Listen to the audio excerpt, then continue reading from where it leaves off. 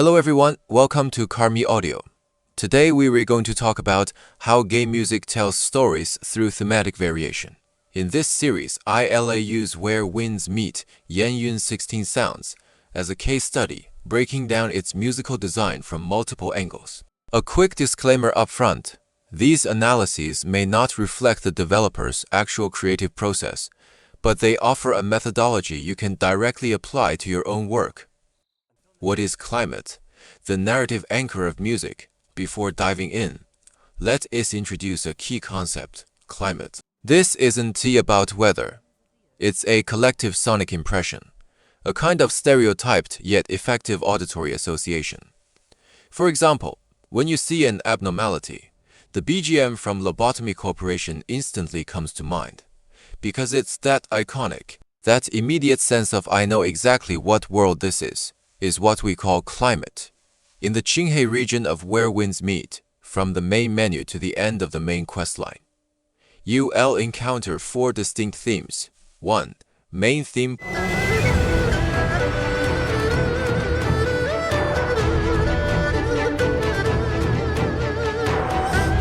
2. Qinghai theme.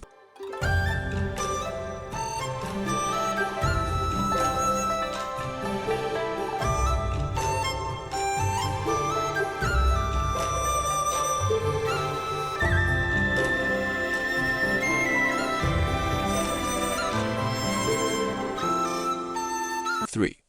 Blissful Retreat theme.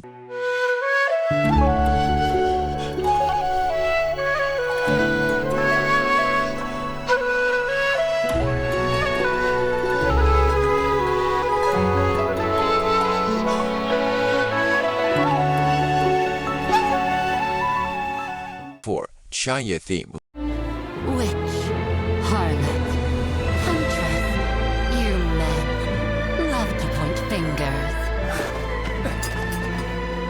Let's see, did just the 2 of you think you can kill me?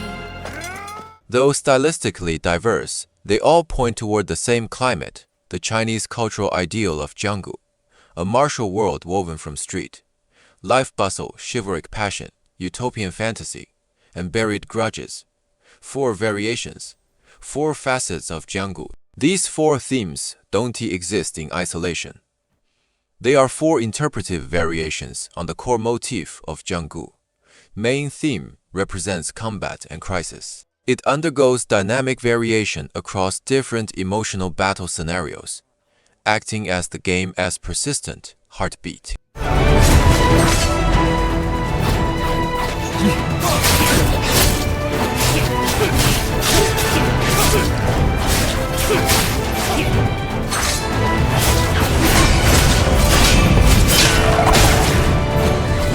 Qinghai theme depicts the most traditional street, level martial life, tea house clamor, narrow alleyways, fluttering escort banners, the everyday texture of jianggu.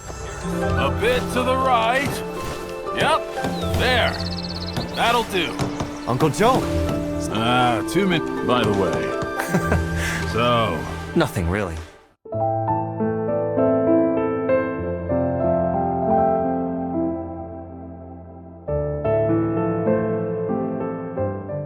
Blissful Retreat theme projects everyone, same to a utopian sanctuary. It doesn't seek immortality. It craves momentary transcendence, the hidden in the city's spiritual refuge, found in wuxia novels.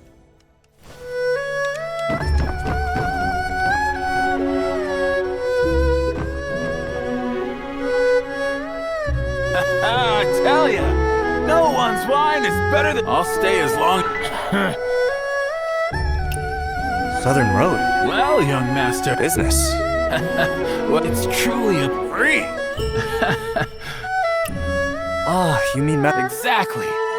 Qianye theme carries buried love, hatred, and forgotten pasts. It's often tied to character identity secrets, the emotional undercurrent of jianggu, as shadow side.